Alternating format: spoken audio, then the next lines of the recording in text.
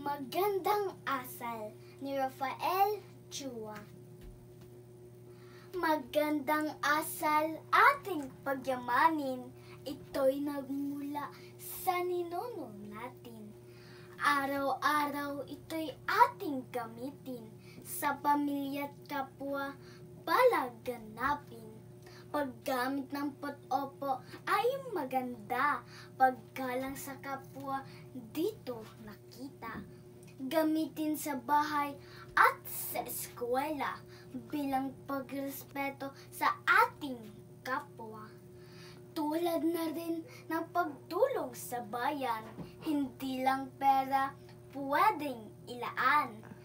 Pagbigay oras at ikaw ay nandyan, isang asal na higit na kailangan. Magandang asal di dapat mawala, baka ito di gagawin mo na. Magandang asal laging ipakita, para lahat maayos at masaya. Magandang asal ni Rafael Chua.